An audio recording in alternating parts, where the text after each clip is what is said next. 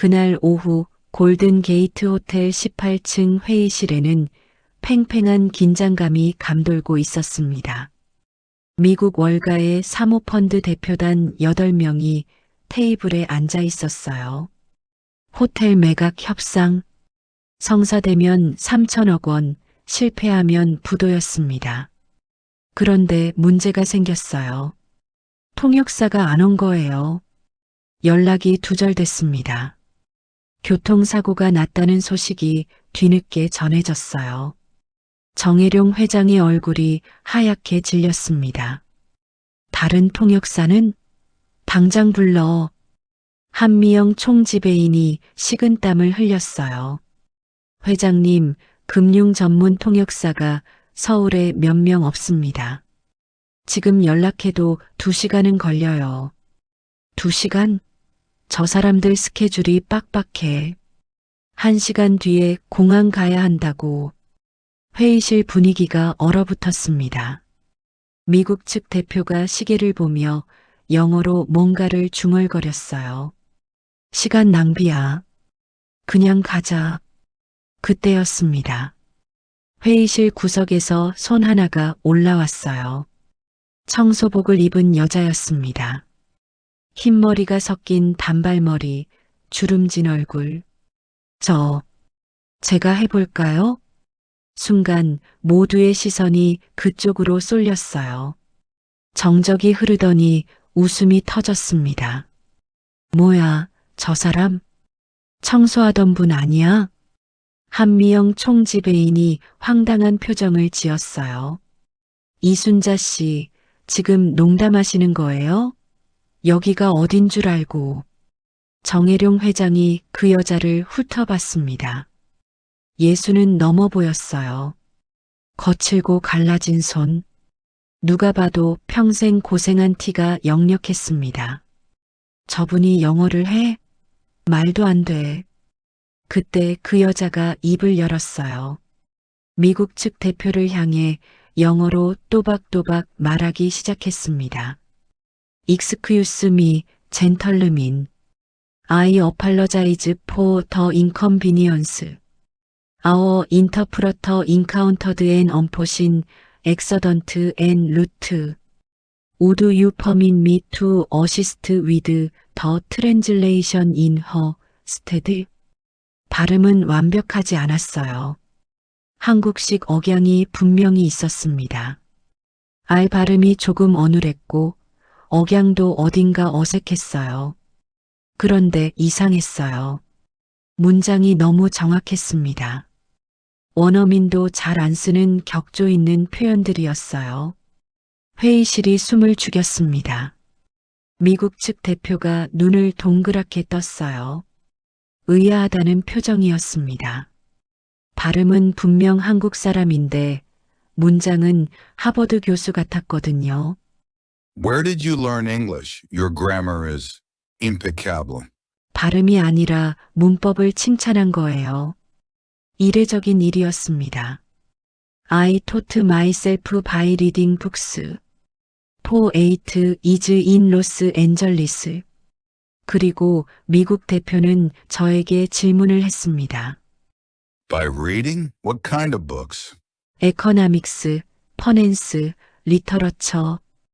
Whatever I could find in my employer's study. 대표가 동료들을 돌아봤어요. 뭔가 신기하다는 표정이었습니다. 그리고 미국 대표가 말했습니다. Her accent is Korean, but her sentence structure is better than most Americans I know. 동료가 고개를 끄덕였어요. 그리고 미국 대표가 말을 이어나갔어요. She speaks like she swallowed a dictionary, in a good way. 분위기가 완전히 달라졌어요.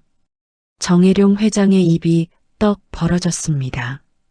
한미영 총지배인은 얼굴이 불그락푸르락해졌어요. 그날 오후 협상은 성공적으로 마무리됐습니다. 청소복을 입은 64살 여자가 월가 투자단의 통역을 해낸 거예요. 그 여자의 이름은 이순자. 이건 그 여자의 이야기입니다. 저는 1960년에 태어났어요. 전라남도 작은 어촌 마을에서요. 아버지는 어부였고 어머니는 해녀였어요. 위로 오빠가 셋이나 있었습니다. 저는 막내였어요. 집안의 유일한 딸. 어릴 때부터 공부를 좋아했어요. 학교에서 늘 1등을 했습니다. 순자는 머리가 비상해. 대학 보내야 해. 담임 선생님이 그렇게 말씀하셨을 때 가슴이 뛰었어요. 대학? 그 단어만 들어도 설렜습니다. 하지만 현실은 달랐어요. 여자가 대학은 무슨, 오빠들 뒷바라지나 해라. 아버지는 단칼에 잘라 말씀하셨어요. 그때는 그게 당연한 시대였습니다. 고등학교를 졸업하고 저는 서울로 올라왔어요. 식모살이를 시작했습니다. 20살이 채 안 됐을 때였어요. 부잣집 부엌에서 설거지를 하고 빨래를 하고 바닥을 닦았습니다. 새벽 5시에 일어나서 밤 11시에 잠들었어요. 그러던 어느 날 뜻밖의 기회가 찾아왔어요. 제가 일하던 집 안주인이 저를 불렀습니다. 순자야, 너 미국 가볼 생각 없니? 미국이요? 우리 친척이 LA에 사는데 가사 도우미를 구한대. 월급도 여기보다 훨씬 많고 심장이 쿵 내려앉았어요. 미국이라니. 비행기도 안 타본 제가 영어 못해도 괜찮아. 거기 가서 배우면 돼. 어차피 집안일은 말 안 해도 되잖아. 열흘을 고민했어요. 무서웠습니다. 하지만 더 무서운 건 평생 이렇게 사는 거였어요. 그렇게 저는 미국으로 갔습니다. 1980년 봄이었어요. 비행기를 처음 타봤습니다. 14시간을 날아가니 완전히 다른 세상이 펼쳐졌어요. LA 공항에 내리는 순간 숨이 막혔어요. 모든 게 크고 화려하고 낯설었습니다. 제가 일하게 된 집은 베레어에 있었어요.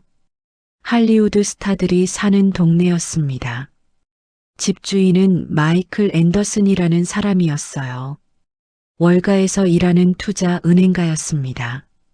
아내 캐서린과 아이 셋이 있었어요. 처음에는 정말 힘들었어요. 영어를 한마디도 못하니까 눈치로만 일했습니다. 밤마다 울었어요.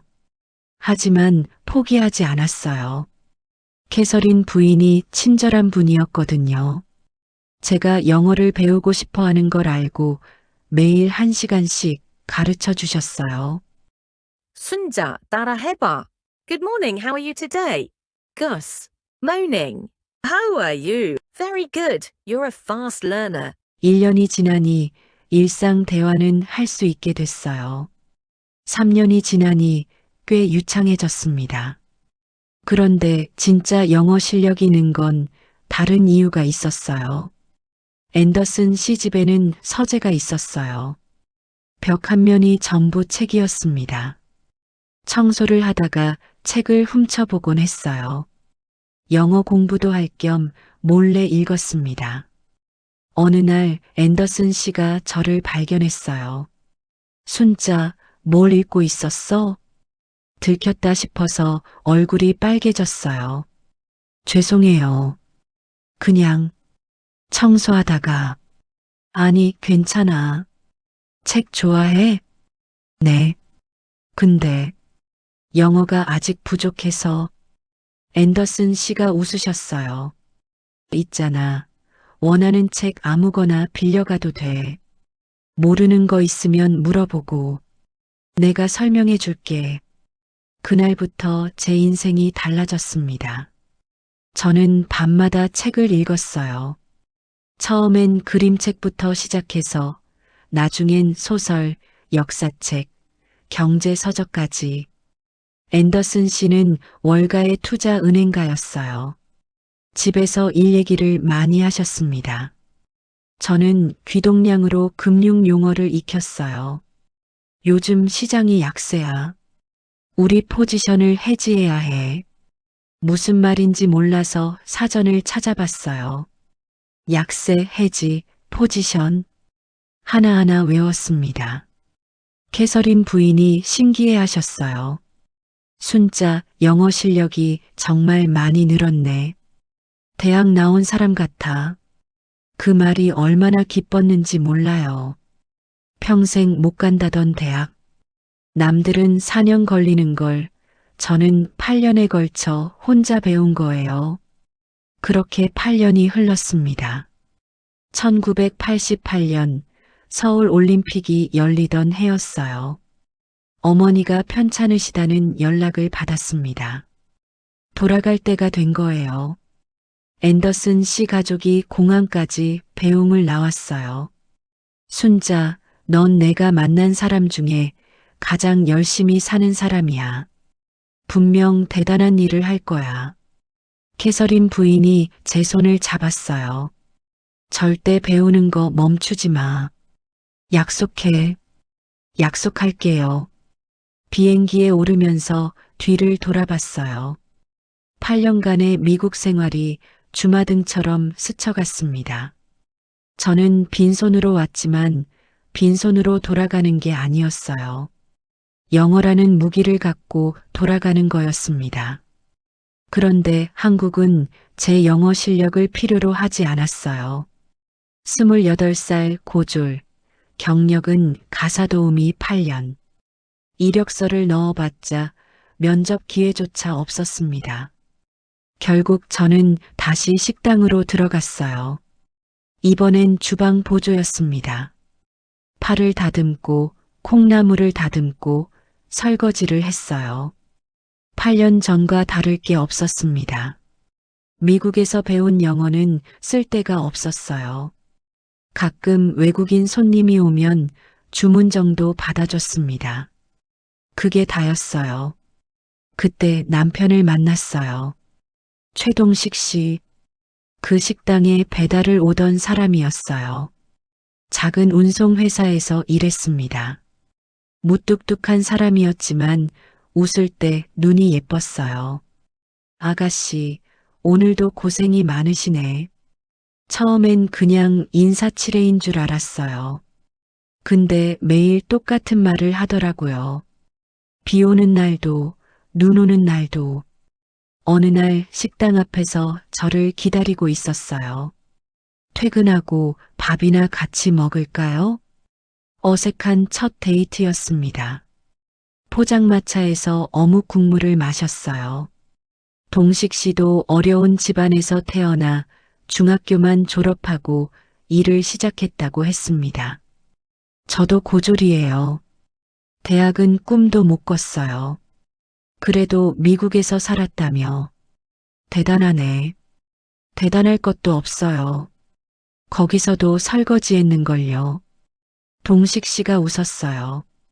설거지가 어때서? 나도 맨날 박스 나르는걸. 그 말에 마음이 풀렸어요. 처음으로 제 과거를 부끄러워하지 않아도 되는 사람을 만난 거였습니다. 1990년 가을에 결혼했어요. 작은 예식장에서 조촐하게. 신혼여행은 속초로 1박 2일. 행복했어요. 가난했지만 행복했습니다. 이듬해 딸이 태어났어요. 수빈이. 그 아이를 처음 안았을 때의 기분을 잊을 수가 없어요. 세상에서 가장 예쁜 존재가 생긴 거였습니다. 저는 딸에게 제가 못한 걸 해주고 싶었어요. 우리 수빈이는 대학 꼭 보낼 거야. 엄마처럼 살면 안 돼. 남편도 동의했어요. 그래. 우리 딸은 공부시키자. 우리가 좀 더 고생하면 되지. 저는 아이를 업고 다시 식당으로 나갔어요. 남편은 낮에 배달, 밤에 대리운전을 했습니다. 그렇게 10년을 살았어요. 그러다 2000년, 새 천년이 밝았습니다. 세상은 축제 분위기였어요. 하지만 우리 집엔 날벼락이 떨어졌습니다. 2000년 3월 15일. 그날을 절대 잊을 수 없어요. 새벽 2시에 전화가 왔습니다. 최동식 씨 보호자분 되시죠? 교통사고가 났습니다. 지금 응급실로. 머릿속이 하얘졌어요. 택시를 잡아 타고 병원으로 달려갔습니다. 남편은 대리운전 중이었어요. 술 취한 손님을 태우고 가다가 트럭이랑 충돌한 거예요. 수술실 앞에서 5시간을 기다렸어요. 의사가 나왔을 때 그 표정을 보고 알았습니다. 최선을 다했지만 죄송합니다. 숨을 쉴 수가 없었어요. 눈앞이 캄캄해졌습니다. 수빈이가 10살이었어요. 아이 앞에서 우는 모습을 보이고 싶지 않았지만 참을 수가 없었습니다. 장례를 치르고 나니 빚만 남았어요. 남편이 회사 차를 몰았기 때문에 보험금도 얼마 안 됐습니다. 저는 40살에 혼자가 됐어요. 10살짜리 딸을 키워야 했습니다. 그때부터 제 삶은 전쟁이었어요. 새벽에 신문 배달, 아침에 식당 주방, 저녁에 건물 청소, 하루에 18시간씩 일했습니다. 몸이 부서지는 것 같았어요. 하지만 멈출 수 없었습니다. 수빈이 학비를 벌어야 했으니까 저는 딸에게 영어를 가르쳤어요. 제가 미국에서 배운 것들을. 수빈아, 영어 잘하면 세상이 넓어져. 엄마는 못 썼지만 너는 써먹어. 수빈이는 똑똑한 아이였어요. 영어를 빨리 익혔습니다.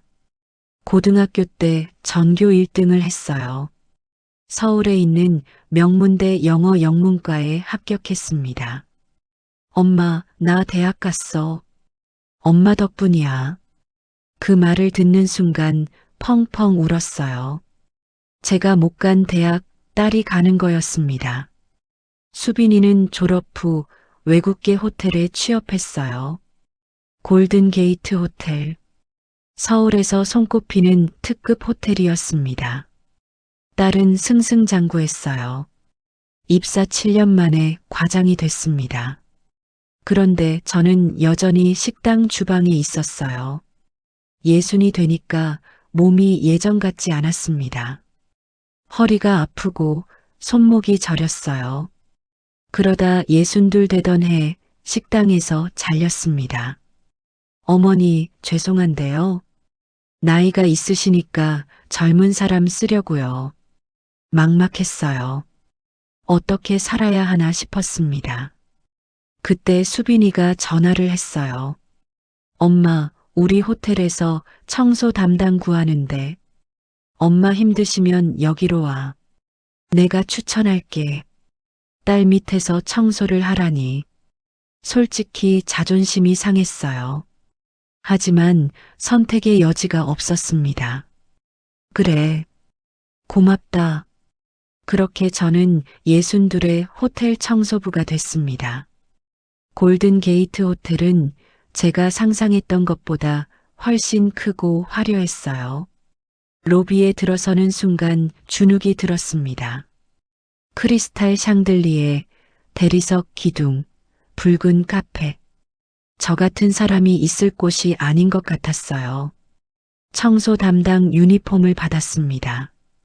남색 작업복에 흰 앞치마. 거울에 비친 제 모습이 낯설었어요. 이게 나구나. 62회를 살아서 결국 여기까지 왔구나 싶었습니다. 일은 곧했어요. 새벽 4시 반에 출근해서 오후 1시까지 일했습니다.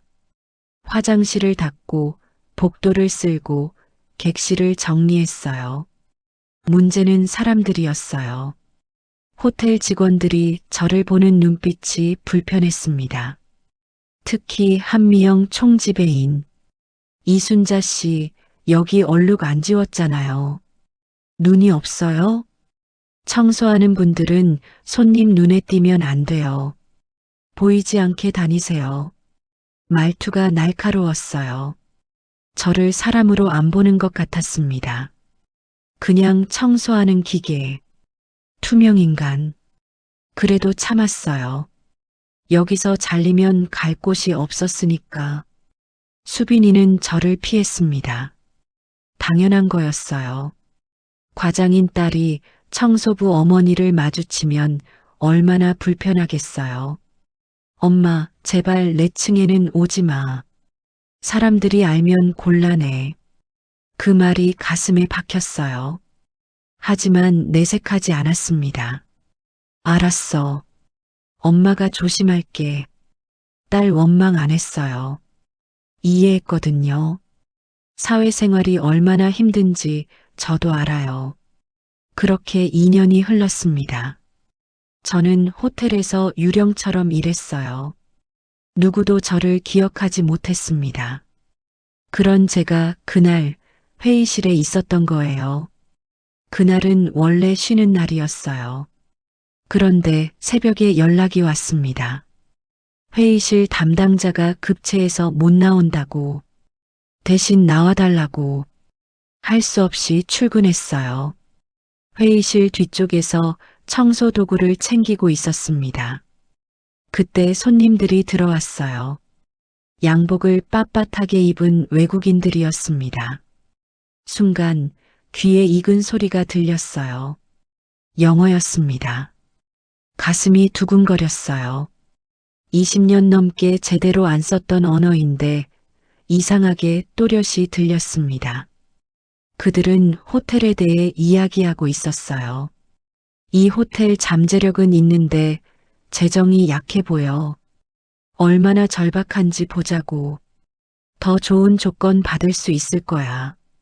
저도 모르게 그 대화에 집중했어요. 금융 용어들이 귀에 쏙쏙 들어왔습니다. 앤더슨 시집에서 귀동냥으로 익힌 것들이었어요. 그러다 통역사가 안 왔다는 소동이 벌어졌어요. 회장이 소리를 질렀고 총지배인이 허둥댔습니다. 미국 측 대표가 시계를 보며 짜증스러운 표정을 지었어요. 이럴 시간 없어. 그냥 가자. 그 말을 듣는 순간 저도 모르게 몸이 움직였어요. 손을 들었습니다. 제가 해볼까요? 그 순간 회의실이 얼어붙었어요. 청소복을 입은 64살 여자가 손을 들고 있었으니까 웃음이 터져 나왔어요. 조롱하는 눈빛들이 느껴졌습니다. 하지만 저는 물러서지 않았어요.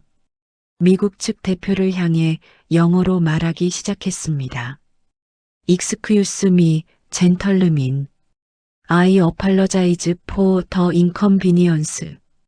Our interpreter encountered an unforeseen accident en route.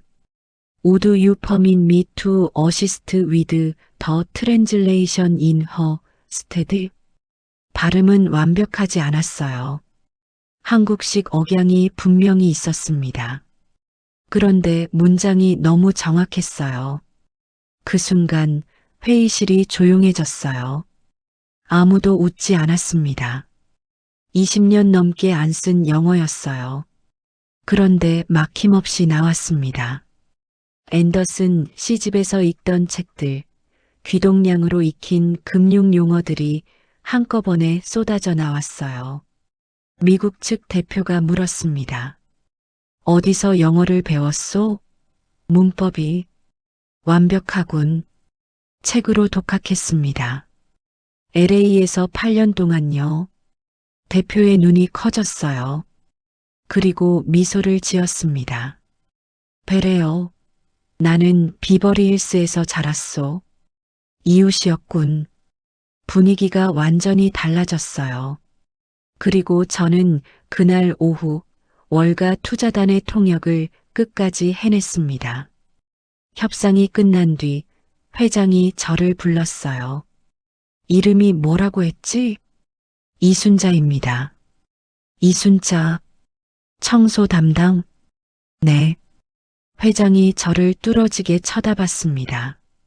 영어를 어디서 그렇게 배웠나? 금융 용어까지 아는 건 아무나 못하는데. 저는 솔직하게 말했어요. 젊었을 때 미국에서 8년 살았습니다. 월가에서 일하시는 분 집에서 가사도우미로 일했어요. 그분 서재에서 책을 읽고 대화를 들으면서 배웠습니다. 가사도우미가 금융 서적을 읽었다고? 네. 밤마다 몰래 읽었어요. 회장이 한참 저를 바라봤습니다. 그러더니 웃었어요. 대단하군. 청소하기엔 너무 아까운 사람이야. 한미영 총지배인이 끼어들었어요. 회장님, 저 사람은 고졸이에요.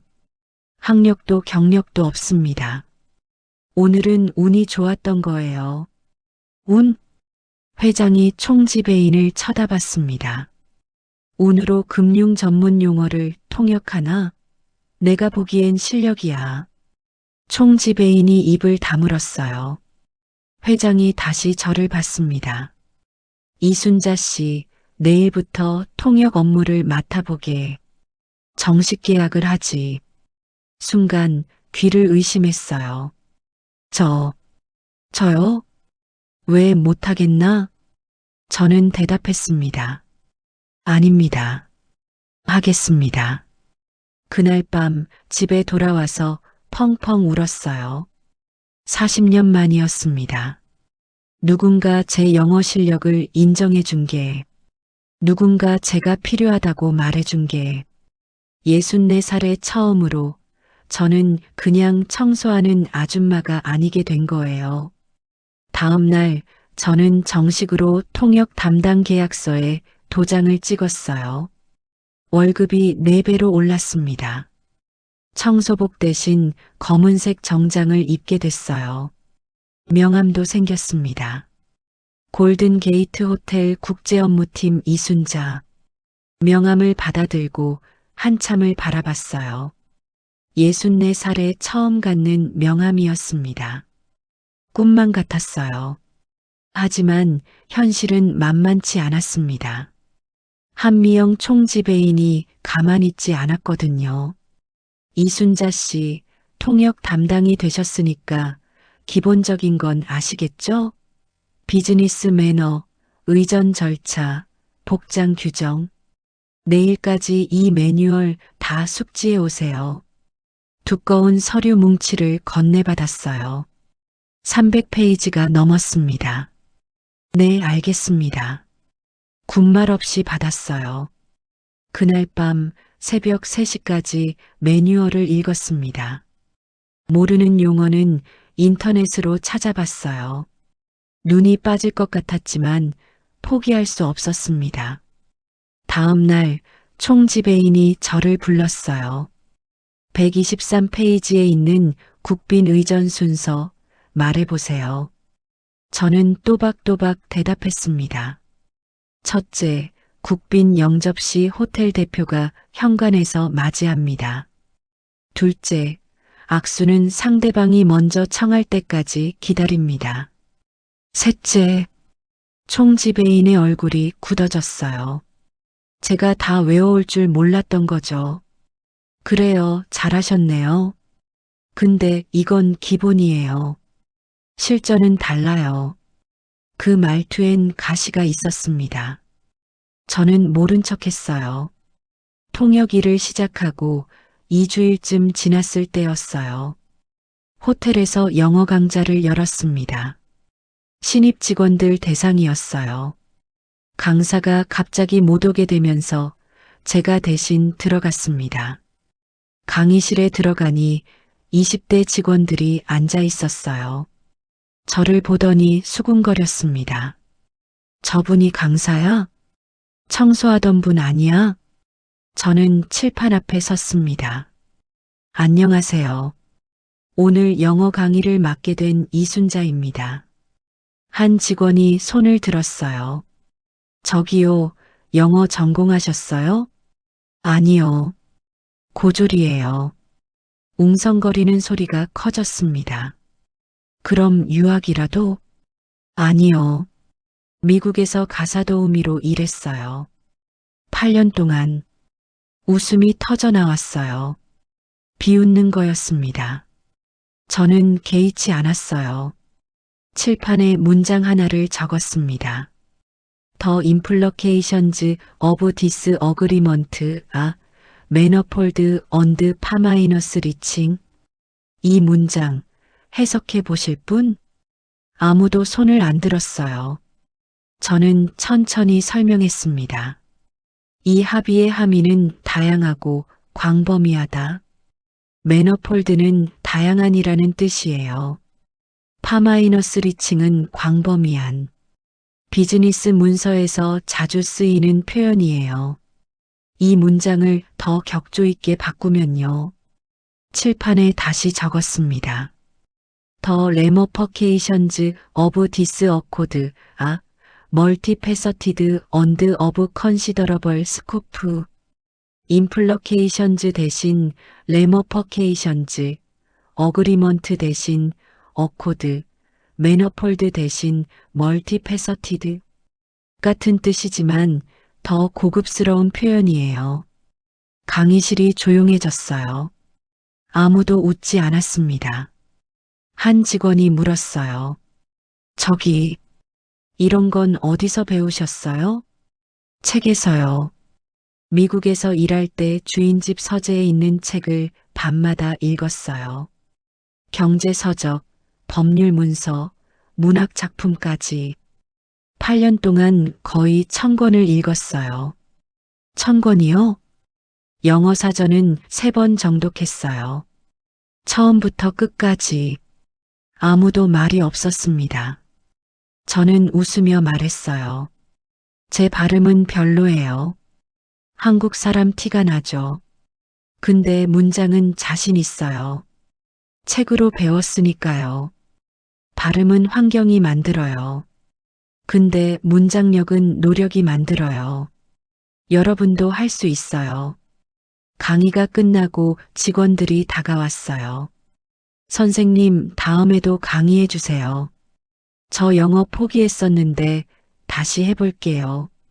그날 처음으로 저는 누군가에게 선생님이라고 불렸습니다. 64살에요. 그 무렵 딸 수빈이와 사이가 더 멀어졌어요. 엄마, 왜 그랬어? 갑자기 통역을 하겠다고 나서다니. 사람들이 뭐라는지 알아? 청소하던 아줌마가 갑자기 통역사가 됐다고. 나한테 이상하게 쳐다봐. 딸의 말에 가슴이 아팠어요. 하지만 이해했습니다. 미안해.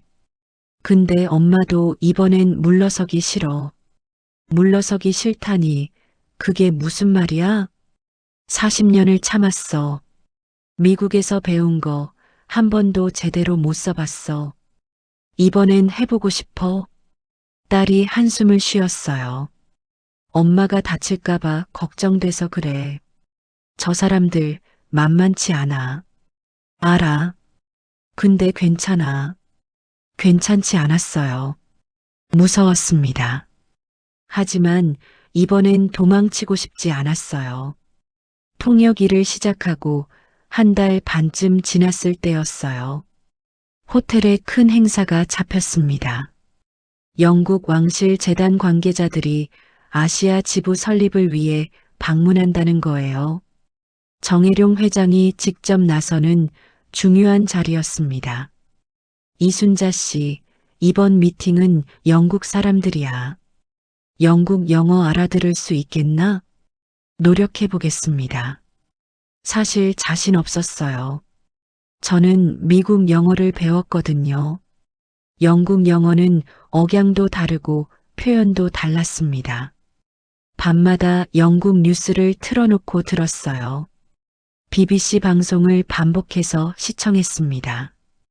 64살의 새로운 억양을 익히는 건 쉽지 않았어요. 협상 당일이 됐습니다. 회의실에 영국 측 대표단 6명이 앉았어요. 정장에 넥타이를 매고 자세가 꼿꼿했습니다. 협상이 시작됐어요. 저는 회장 옆에 앉아서 통역을 했습니다. 영국 영어가 처음엔 낯설었어요. 억양이 미국과 많이 달랐거든요. 하지만 문장은 알아들을 수 있었습니다. 단어와 문법은 같으니까요. 그런데 문제가 생겼어요. 영국 측 대표가 저를 뚫어지게 쳐다보더니 영어로 말했습니다. 당신 발음은 분명히 미국식이군.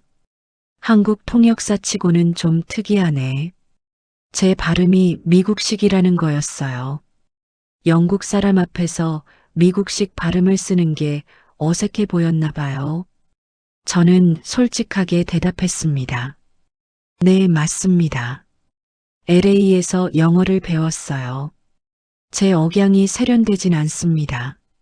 하지만 이해력과 표현력은 이 회의를 진행하기에 충분합니다. 영국 대표가 살짝 웃었어요. 충분하다고? 당신 어휘력은 충분한 수준을 넘어섰는데 이해력과 표현력은 충분합니다라니 꽤 격식 있는 문장 구조야. 책으로 배웠습니다. 제 영어 발음은 다듬어지지 않았을 수 있지만 내용은 정확합니다. 대표가 고개를 끄덕였어요. 그렇군. 독학으로 배운 언어학자로군. 신선하네. 그 말 한마디에 분위기가 풀렸습니다. 협상이 순조롭게 진행됐어요. 영국 측이 까다로운 조건을 내걸었지만 회장님이 잘 대응하셨습니다. 그런데 협상 막바지에 문제가 생겼어요. 영국 측 대표가 복잡한 법률 용어를 쏟아내기 시작했습니다. 규정 미준수로 인해 발생할 수 있는 잠재적 책임에 대한 배상 조항이 필요합니다. 순간 머릿속이 하얘졌어요. 배상 조항? 규정 미준수? 법률 용어였어요. 제가 많이 접해보지 못한 분야였습니다. 하지만 포기할 수 없었어요. 저는 천천히 문장을 분석했습니다. 배상은 보상, 조항은 계약 내용, 책임은 의무. 조합하면 규정 위반 시 발생할 수 있는 책임에 대해 보상을 보장하는 조항. 회장님, 저쪽에서 요구하는 건 규정 위반 시 발생할 수 있는 책임에 대해 우리 측이 배상을 보장하는 조항을 넣자는 겁니다. 회장이 고개를 끄덕였어요. 그건 받아들이기 어렵지. 쌍방 과실일 경우는 어떻게 하나? 저는 영어로 전달했습니다. 일방적인 배상 조항은 받아들이기 어렵습니다. 쌍방 과실의 경우 책임은 어떻게 배분됩니까? 쌍방 과실. 앤더슨 시집 서재에서 읽었던 법률 서적에 나왔던 표현이었어요. 30년도 더 전에 읽은 건데 기억이 났습니다. 영국 대표의 눈이 커졌어요. 쌍방 과실이라고? 아주 정확한 법률 용어군. 계약법에 익숙하시오? 책을 좀 읽었습니다. 전문가는 아니지만 기본 개념은 이해합니다. 대표가 동료를 돌아보며 말했어요. 이 통역사 대단하군. 발음은 좀 거칠지만 법률 어휘력은 내가 아는 몇몇 변호사보다 낫네. 협상이 성공적으로 마무리됐습니다. 회장이 저를 다시 불렀어요. 이순자 씨, 대체 그 서재에서 뭘 읽은 거야? 법률 용어까지 알아? 저는 웃으며 대답했습니다. 닥치는 대로 읽었어요. 경제, 금융, 법률, 역사, 문학. 이해 안 되는 건 사전 찾아가면서 그때는 그냥 재미로 읽은 건데 이렇게 쓸 줄 몰랐어요. 회장이 허탈하게 웃었어요. 40년 동안 그 실력을 숨기고 살았단 말이야? 숨긴 게 아니에요. 쓸 데가 없었어요. 이젠 쓸 데가 생겼으니까 맘껏 써. 그날 이후로 저를 보는 눈이 달라졌어요. 호텔 직원들 사이에서 소문이 퍼졌습니다. 청소하던 분이 영국 왕실 사람들이랑 법률 용어로 대화했대. 발음은 좀 어눌한데 문장은 교수급이래. 도대체 어떻게 배운 거야? 한미영 총지배인은 더 불편해졌어요. 총지배인은 명문대 영문과 출신의 미국 MBA까지 나온 엘리트였어요. 발음도 완벽하고 스펙도 화려했습니다. 그런데 고졸 청소부 출신이 자기보다 어려운 영어를 구사하니까요. 총지배인의 견제는 더 심해졌습니다. 이순자 씨, 다음 주 일본 기업 미팅은 제가 맡을게요. 당신은 빠지세요. 네. 하지만 회장님이 저한테, 회장님께는 제가 말씀드릴게요. 이번 거는 일본어거든요. 영어만 되는 사람은 필요 없어요. 무시당하는 기분이었어요. 하지만 싸우고 싶지 않았습니다. 알겠습니다. 돌아서서 나오는데 눈물이 났어요. 40년 전이나 지금이나 똑같구나 싶었습니다. 그날 밤 집에서 혼자 울었어요. 포기할까 생각도 했습니다. 그런데 밤 11시에 전화가 왔어요. 여보세요? 엄마, 나야. 수빈이었어요. 아직 안 잤어? 응. 왜? 딸이 잠시 말이 없었어요. 그러다 조용히 말했습니다. 엄마, 미안해. 내가 너무 심했어. 뭐가? 엄마 창피하다고 생각했어. 청소하던 엄마가 갑자기 통역을 한다니까 사람들이 뭐라 할까봐. 근데 오늘 들었어. 엄마가 영국 사람들한테 법률 용어로 통역했다고. 다들 놀랐대. 가슴이 뭉클했어요. 엄마 대단해. 진짜로. 수빈아, 미안해. 이제 응원할게. 전화를 끊고 한참을 울었어요. 이번엔 기쁨의 눈물이었습니다. 하지만 시련은 끝나지 않았어요. 며칠 뒤 한미영 총지배인이 저를 불렀습니다. 이순자 씨, 잠깐 얘기 좀 할까요? 총지배인실로 따라갔어요. 문을 닫더니 차가운 눈으로 저를 쳐다봤습니다. 솔직히 말해봐요. 미국에서 8년 살았다고 했죠? 증명할 수 있어요? 네. 여권 기록이나 비자 같은 거요. 진짜 미국에서 살았는지 확인하고 싶어서 심장이 덜컥 내려앉았어요. 그게 40년도 더 된 일이라 증명 못하면 경력 사칭이에요. 알아서 하세요. 총지배인이 나가라는 손짓을 했습니다. 방에서 나오는데 다리가 후들거렸어요. 40년 전 일을 어떻게 증명해요? 그때 여권은 진작 만료됐고 비자 기록도 남아있을지 몰랐습니다. 며칠 동안 잠을 못 잤어요. 온갖 서류를 뒤졌지만 증거가 없었습니다. 그러다 문득 떠오른 게 있었어요. 앤더슨 씨, 혹시 아직 살아계실까? 떨리는 손으로 인터넷을 검색했습니다. 마이클 앤더슨, 투자은행가, 로스앤젤레스. 검색 결과가 떴어요. 마이클 앤더슨, 전 골드만삭스 파트너, 현재 샌디에이고에서 은퇴 생활 중. 살아계셨어요. 82살이라고 나와 있었습니다. 저는 용기를 내서 이메일을 보냈어요. 앤더슨 씨 회사 시절 이메일 주소가 아직 살아 있었습니다. 앤더슨 씨께 저는 1980년부터 1988년까지 베레어 댁에서 일했던 이순자입니다. 기억하실지 모르겠지만 답장이 올까 반신반의했어요. 40년도 더 된 가사도우미를 기억이나 하실까? 3일 뒤 답장이 왔습니다. 순자에게 물론 기억하지. 캐서린과 나는 종종 내 이야기를 해. 넌 우리가 만난 사람 중 가장 대단한 사람이었어. 잘 지내고 있니? 눈물이 났어요. 기억해 주셨어요. 40년이 지났는데도 저는 사정을 설명했습니다. 증명이 필요하다고, 혹시 도와주실 수 있냐고. 하루 뒤에 답장이 왔어요. 순자야, 추천서와 우리가 아직 갖고 있는 고용기록 사본을 첨부했어. 캐서린이 다 보관해뒀거든. 내가 언젠가 대단한 일을 할 거라고 항상 말했었지. 그날이 드디어 온 것 같아서 기쁘구나. 첨부 파일에는 고용기록 사본과 추천서가 있었어요. 앤더슨 씨의 서명이 들어간 공식 문서였습니다.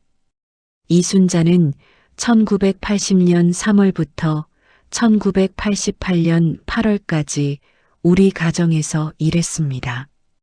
그녀는 부지런하고 똑똑했으며 배움에 대한 열정이 남달랐습니다. 어떤 직책에든 그녀를 기꺼이 추천합니다. 저는 그 서류를 들고 회장님을 찾아갔어요. 이게 뭔가 미국에서 일했던 증거입니다. 그 집 주인분이 보내주셨어요. 회장이 서류를 읽었어요. 눈이 점점 커졌습니다. 골드만삭스 파트너였던 사람이 추천서를 써줬다고? 네. 그분 집에서 8년 일했. 회장이 한참 저를 바라봤습니다. 그러더니 웃었어요. 한 총지배인한테 내가 얘기해 둘게. 더 이상 자네 괴롭히지 못하게. 감사합니다. 고마워할 것 없어. 자네는 실력으로 증명했으니까. 그날 저는 다시 한번 울었어요.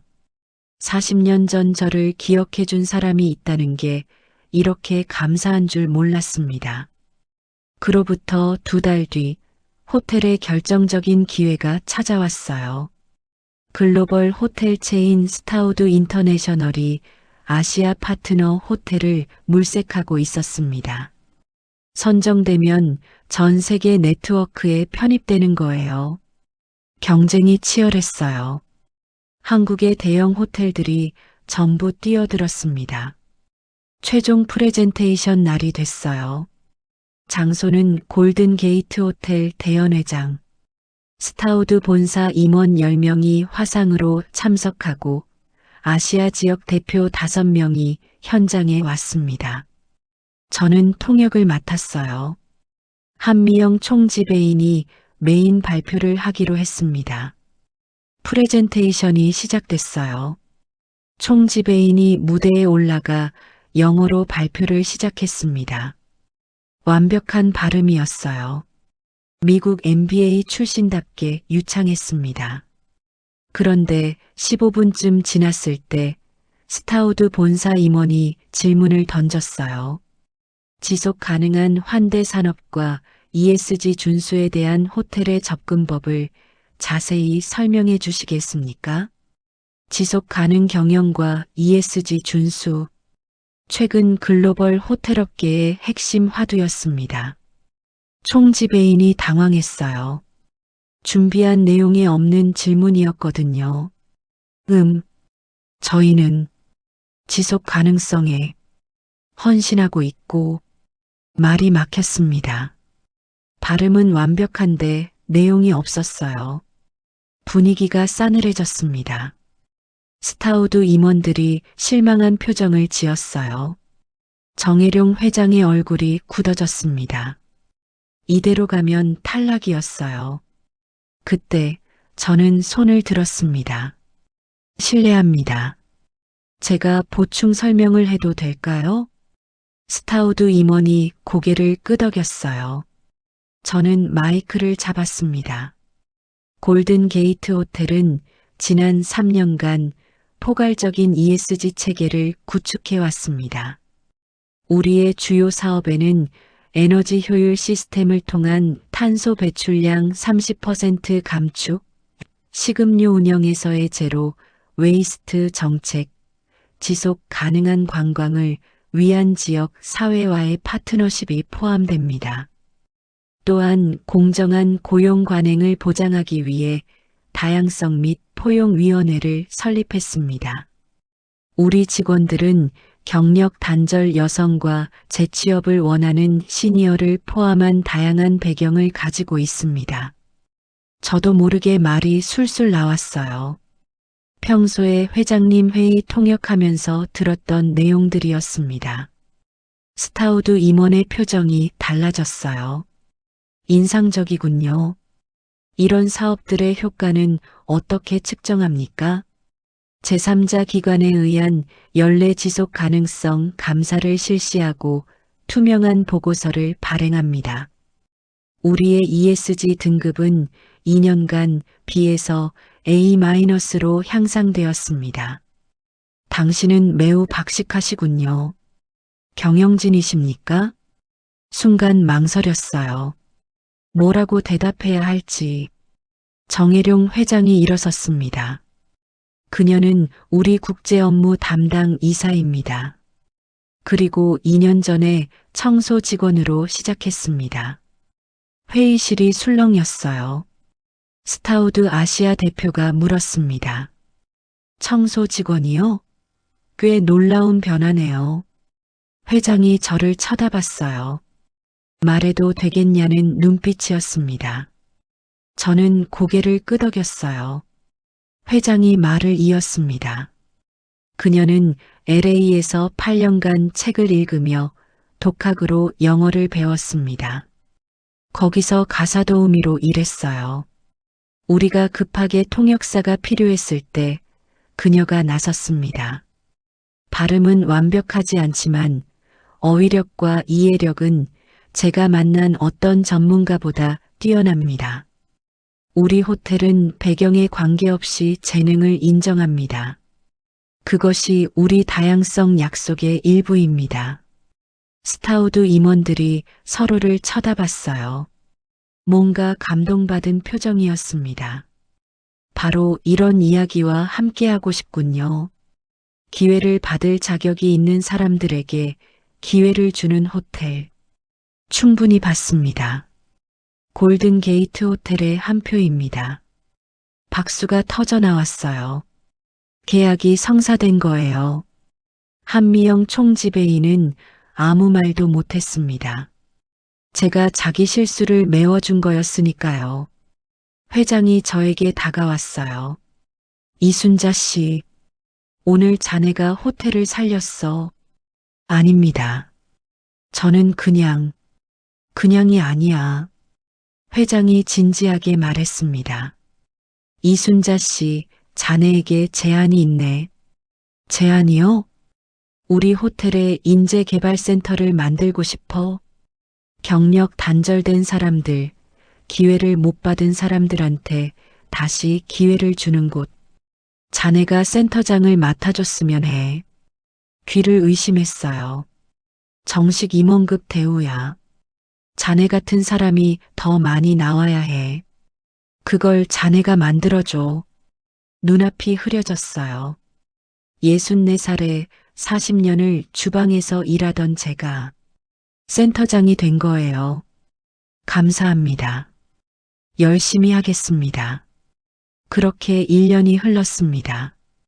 두 번째 봄 인재개발센터. 제가 직접 이름을 지었어요.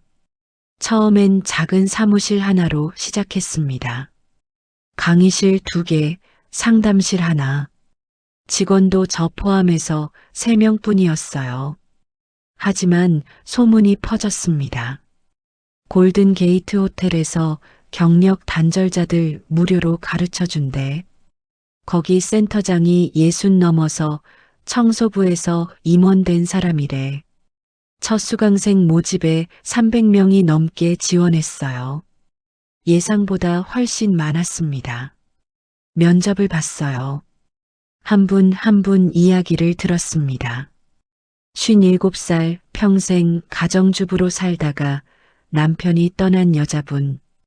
영어를 조금 했는데요. 20년 넘게 안 썼더니 다 잊어버렸어요. 다시 시작해도 될까요? 저는 그분의 손을 잡았어요. 당연하죠. 저도 40년 만에 다시 썼는데요.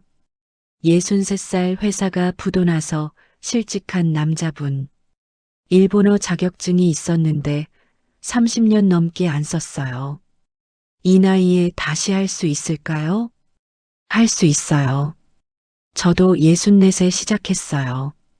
59살 아이들 다 키우고 나니 할 일이 없다는 여자분. 저도 뭔가 하고 싶어요. 너무 늦었겠죠? 늦지 않았어요. 숨 쉬고 있으면 시작할 수 있어요. 첫 기수 60명을 선발했습니다. 영어반, 일본어반, 컴퓨터반, 서비스반. 4개 과정으로 나눴어요. 저도 직접 가르쳤습니다. 영어 독해반을 맡았어요. 오늘은 영어 신문 읽는 법을 배울 거예요. 어려워 보여도 규칙만 알면 쉬워요. 처음엔 다들 겁을 먹었어요. 영어 신문이라니. 엄두가 안 난다고. 제가 처음 영어 책을 읽을 때 한 페이지 읽는데 3시간 걸렸어요. 모르는 단어가 너무 많아서 사전을 100번도 넘게 찾았어요. 근데 1년 지나니까 1시간으로 줄었어요. 3년 지나니까 30분. 5년 지나니까 원어민이랑 비슷해졌어요. 비결이 뭔지 아세요? 그냥 매일 읽은 거예요. 안 되는 것 같아도 매일. 그러다 보면 어느 순간 돼요. 수강생들의 눈빛이 달라졌어요. 3개월 뒤 첫 수료식을 했습니다. 수료식 전날 밤 저는 연설문을 썼어요. 뭐라고 해야 할까? 어떤 말이 이분들에게 힘이 될까? 한참을 고민했어요. 결국 제 이야기를 쓰기로 했습니다. 수료식 당일 작은 강당에 60명의 수료생과 가족들이 모였어요. 정혜룡 회장님도 오셨어요. 수빈이도 왔습니다. 한미영 총지배인도 구석에 앉아 있었어요. 수료중 수여가 끝나고 제 차례가 됐습니다. 단상에 올라갔어요. 마이크를 잡았습니다. 다리가 떨렸어요. 하지만 심호흡을 하고 입을 열었습니다. 안녕하세요. 이순자입니다. 오늘 이 자리에 서니까 감회가 새롭습니다. 2년 전만 해도 저는 이 호텔에서 청소를 하고 있었어요. 웅성거리는 소리가 들렸어요. 그전에는 40년 가까이 식당 주방에서 일했어요. 설거지, 재료 손질, 바닥 청소, 하루에 12시간, 16시간씩. 제 손을 한번 보세요. 저는 손을 들어 보였어요. 거칠고 굳은 살 박힌 손이었습니다. 이 손으로 40년을 설거지했어요. 손이 갈라지고 물집이 잡혀도 쉴 수가 없었어요. 근데요, 이 손으로 지금은 영어 통역을 해요. 계약서를 검토하고 악수를 하고 박수를 받아요. 뭐가 달라졌을까요? 잠시 말을 멈췄어요. 손은 그대로예요. 달라진 건 제가 손을 어디에 쓰느냐예요. 저는 20살에 미국으로 갔어요. 가사도우미로요. 거기서 8년을 살았습니다. 영어를 한마디도 못했어요. 처음 1년은 눈치로만 일했어요. 밤마다 울었습니다. 근데 포기하지 않았어요. 주인집 서재에서 책을 훔쳐 읽었어요. 밤마다 새벽까지. 발음은 아직도 별로예요. 한국 사람 티가 나요. 알 발음이 어눌하고 억양도 어색해요. 근데 문장은 자신 있어요. 책으로 배웠거든요. 원어민보다 더 정확하게 쓸 수 있어요. 왜 그런지 아세요? 책은 거짓말을 안 하거든요. 정확한 문장만 가르쳐줘요. 사람들이 숨죽이며 듣고 있었습니다. 한국에 돌아와서 40년 동안 그 영어를 한 번도 못 썼어요. 쓸 데가 없었어요. 식당 주방에서 파 다듬으면서 설거지하면서 속으로 영어 문장을 외웠어요. 아무도 몰랐습니다. 근데 그게 다 쌓여 있었어요. 40년 동안 제 안에 묻혀 있었던 거예요. 그리고 64세 터졌어요. 사람들 사이에서 웃음이 났어요. 저도 웃었습니다. 터지니까 좋더라고요. 여러분도 마찬가지예요. 여러분 안에도 뭔가가 묻혀 있어요. 젊었을 때 배웠던 것, 일하면서 익힌 것, 살면서 겪은 것. 그게 다 여러분 안에 있어요. 꺼내세요. 털어내고 꺼내세요. 늦었다고 생각하지 마세요. 포기하지 마세요. 예순이 넘어도 꽃은 핍니다. 저도 모르게 눈물이 났어요. 저는 64세 피었어요. 여러분도 피울 수 있어요. 오늘 수료하신 여러분 축하드립니다. 여러분의 두 번째 봄이 시작됐어요. 그 봄에 예쁜 꽃 피우시길 바랍니다. 감사합니다. 박수가 터져 나왔어요. 기립박수였습니다. 모두가 일어나서 박수를 쳤어요. 수료식이 끝나고 사람들이 저한테 다가왔어요. 선생님, 감사해요. 덕분에 용기 얻었어요. 저도 해볼게요. 늦지 않았다고 하셨잖아요. 선생님 이야기 듣고 펑펑 울었어요. 제 이야기 같아서 한 분이 제 손을 꼭 잡았어요. 57에 남편한테 버림받았다던 그분이었습니다. 선생님, 저 취업했어요. 여행사 해외 영업팀이요. 정말요? 축하해요. 영어 면접 봤는데 선생님이 가르쳐 주신 대로 했더니 됐어요. 발음은 별로래도 문장이 정확하대요. 그 말을 듣는 순간 가슴이 벅찼어요. 잘하셨어요. 정말 잘하셨어요. 한미영 총지배인이 다가왔어요. 처음에는 뭐라고 할까 긴장했습니다. 이순자 센터장님, 처음으로 직함을 불러줬어요. 오늘 연설 잘 들었어요. 저도 좀 반성했어요. 뭐요? 저는 스펙이 전부인 줄 알았거든요. 좋은 대학, 좋은 유학, 좋은 발음. 그게 실력인 줄 알았어요. 근데 센터장님 보면서 생각이 바뀌었어요. 진짜 실력은 다른 데 있더라고요. 총지배인 님도 실력 있으시잖아요. 발음은 저보다 좋죠? 근데 그게 다가 아니라는 걸 알았어요. 총지배인이 고개를 숙였어요. 미안했어요. 그동안 괜찮아요. 다 지난 일이에요. 앞으로 잘해볼게요. 같이 일하는 사이니까. 악수를 했어요. 처음으로 따뜻한 악수였습니다. 수빈이가 다가왔어요. 엄마, 수빈아 왔구나. 연설 들었어. 엄마가 그렇게 살았는지 제대로 몰랐어. 딸이 울먹였어요.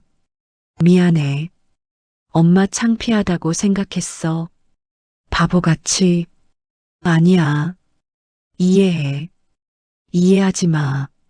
내가 잘못한 거야. 딸이 저를 안았어요. 엄마 사랑해. 자랑스러워.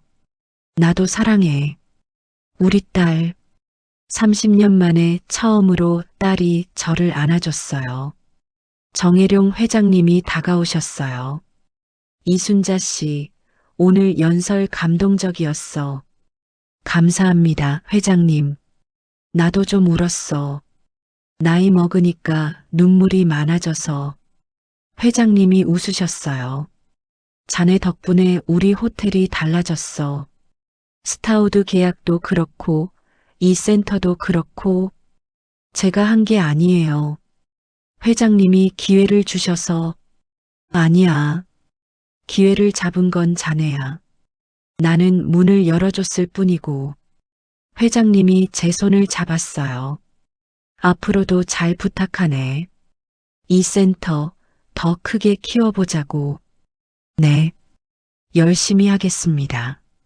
집으로 돌아왔어요. 작은 원룸이었습니다.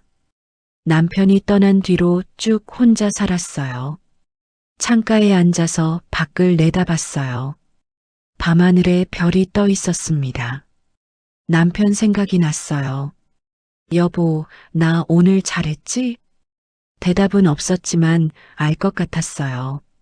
잘했어. 수고했어. 자랑스러워. 그렇게 말해줬을 거예요. 눈물이 났어요. 그리운 사람이었습니다. 여보, 고마워. 당신이 있어서 여기까지 왔어. 수빈이도 잘 컸어. 이제 나한테 자랑스럽다고 하더라. 저기서 잘 지내고 있지? 나도 열심히 살게. 창문을 열었어요.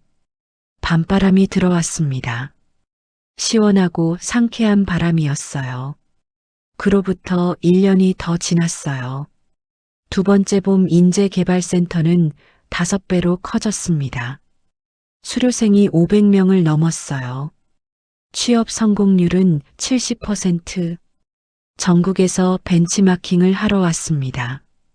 정부에서 표창도 받았어요. 경력 단절 여성 재취업 우수기관이라고. 저는 66이 됐습니다. 여전히 바빴어요. 강의도 하고 상담도 하고 인터뷰도 하고. 하지만 행복했어요. 태어나서 이렇게 행복한 적이 없었습니다. 어느 날 앤더슨 씨한테서 이메일이 왔어요. 순자에게 캐서린과 나는 다음 달에 서울을 방문할 계획이야. 널 만나고 내 센터를 방문하고 싶은데 가능할까? 심장이 쿵 내려앉았어요. 40년 만에 다시 만나는 거였습니다. 한 달 뒤 앤더슨 씨 부부가 한국에 왔어요. 공항에서 만났습니다. 80이 넘은 노부부였어요. 머리가 하얗게 샜지만 눈빛은 그대로였습니다. 앤더슨 씨, 캐서린 부인. 정말 오래간만이에요. 캐서린 부인이 저를 안았어요. 순자 좀 봐. 정말 멋져졌네. 앤더슨 씨가 웃었어요. 내가 대단한 일을 할 거라고 항상 알았어. 캐서린한테 말했지. 저 아이는 언젠가 세상을 놀라게 할 거야라고. 눈물이 났어요. 저를 믿어주셔서 감사해요. 40년 전에 책을 주셨잖아요. 그게 제 인생을 바꿨어요. 센터를 구경시켜 드렸어요. 강의실, 상담실, 수료생들이 공부하는 모습. 앤더슨 씨가 벽에 걸린 사진을 봤어요. 첫 수료식 사진이었습니다. 이거 대단하다, 순자. 넌 그냥 성공한 게 아니야. 다른 사람들한테 내가 받은 것과 같은 기회를 주고 있잖아. 앤더슨 씨한테 배운 거예요. 아무도 안 그랬을 때 저한테 책을 주셨잖아요. 이제 저도 제가 받은 걸 다른 사람들한테 주는 거예요. 캐서린 부인이 눈물을 글썽였어요. 우리 정말 자랑스러워, 순자. 정말 자랑스러워. 그날 저녁 우리는 함께 식사를 했어요. 40년 전 이야기를 나눴습니다. 베레어의 그 집, 서재의 그 책들, 밤마다 몰래 읽던 그 시간들. 아직도 그때처럼 책을 많이 읽어? 매일 밤이요. 오래된 습관은 안 죽어요. 앤더슨 씨가 웃었어요. 좋아. 절대 배우는 거 멈추지 마, 순자. 그게 내 가장 큰 재능이야. 오늘은 두 번째 봄 인재개발센터 3주년 기념식이에요. 아침부터 분주했습니다. 기념식장에 사람들이 모였어요. 300명이 넘었습니다. 수료생들, 가족들, 언론사 기자들, 정부 관계자들. 앤더슨 씨 부부도 특별 내빈으로 참석했어요. 단상에 올라갔습니다. 마이크를 잡았어요. 안녕하세요. 이순자입니다. 두 번째 봄 인재개발센터가 3살이 됐어요. 3년 전 저는 이 호텔에서 청소를 하고 있었습니다. 62이었어요. 그전에는 40년을 주방에서 일했어요. 아무도 제가 영어를 할 줄 모른다는 걸 몰랐습니다. 왜냐면 쓸 데가 없었으니까요. 20살에 미국에 갔어요. 가사 도우미로요. 8년 동안 책을 읽으며 영어를 배웠습니다. 발음은 아직도 별로예요. 사람들이 웃었어요. 한국 사람 티가 나요. R 발음 어렵고 TH 발음도 어색해요. 미국 사람들이 들으면 바로 알아요. 이 사람 한국 사람이구나. 근데요, 문장은 자신 있어요. 원어민보다 더 정확하게 쓸 수 있어요. 왜냐면 책으로 배웠거든요. 책은 정확한 문장만 가르쳐 줘요. 속어도 없고 줄임말도 없어요. 그래서 제 영어는 좀 이상해요. 발음은 어눌한데 문장은 교과서 같대요. 또 웃음이 터졌어요. 근데 그게 제 장점이에요. 완벽하지 않아도 돼요. 내 방식대로 잘하면 되는 거예요. 여러분도 마찬가지예요. 완벽하지 않아도 돼요. 발음이 어눌해도, 나이가 많아도, 학력이 없어도, 중요한 건 내용이에요. 속에 뭐가 있느냐예요. 제 발음은 못 고쳐요. 66에 발음을 어떻게 고쳐요. 근데 제 문장력은 날마다 늘어요. 아직도요. 왜냐면 아직도 매일 책을 읽거든요. 포기 안 하거든요. 여러분도 포기하지 마세요. 예순이 넘어도 꽃은 핍니다. 발음이 어눌해도 꽃은 핍니다. 중요한 건 피우겠다는 마음이에요. 감사합니다. 박수가 쏟아졌어요. 기립박수, 환호, 눈물. 앤더슨 씨 부부도 일어나서 박수를 쳤어요. 캐서린 부인이 눈물을 흘리고 있었습니다. 기념식이 끝나고 밖으로 나왔어요. 봄이었습니다. 4월에 따스한 햇살이 내리쬐고 있었어요. 호텔 앞 화단에 꽃이 피어 있었습니다.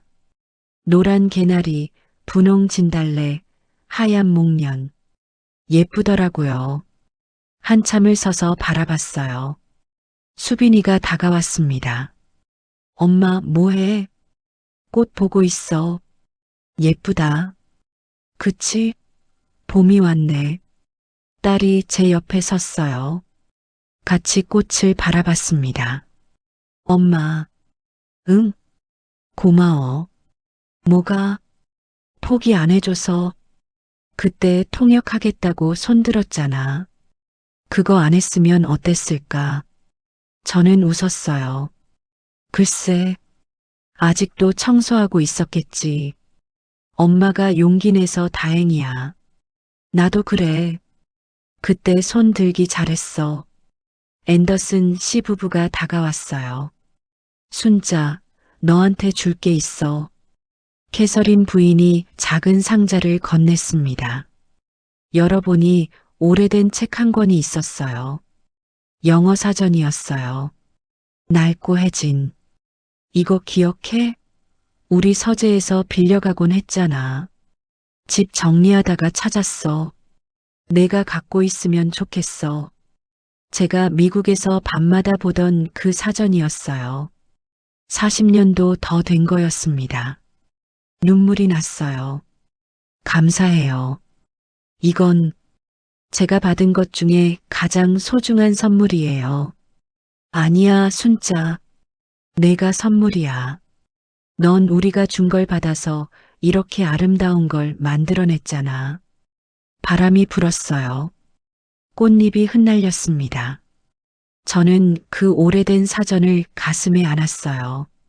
40년 전 낯선 나라에서 밤마다 펼쳐보던 그 사전. 한 글자 한 글자 모르는 단어를 찾아가며 읽던 그 밤들. 그게 다 여기까지 온 거였습니다.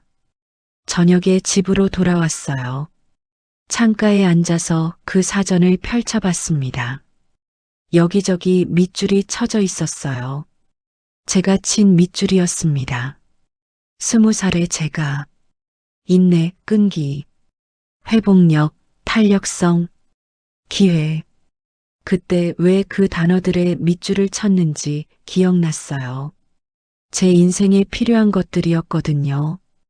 그리고 지금 그 단어들이 제 인생이 됐어요. 눈물이 났어요. 고마워. 20살의 나야. 포기 안 해줘서. 창문을 열었어요. 밤바람이 들어왔습니다. 66해를 살았습니다. 쉬운 인생은 아니었어요. 가난했고 힘들었고 포기해야 할 것도 많았습니다. 하지만 딱 하나 포기 안 한 게 있었어요. 배움을. 그게 저를 여기까지 데려왔습니다. 이제 잠을 자야겠어요. 내일도 바쁜 하루가 될 거예요. 강의도 있고 상담도 있고. 하지만 기대돼요. 내일이 66살 이순자의 하루가 또 시작될 테니까. 두 번째 봄은 아직 끝나지 않았어요. 이제 막 시작이에요. 여러분도 그래요. 지금 이 이야기를 듣고 계신 분들, 몇 살이든 상관없어요. 발음이 어느래도 상관없어요. 중요한 건 속에 뭐가 있느냐예요. 포기하지 마세요. 시작하세요.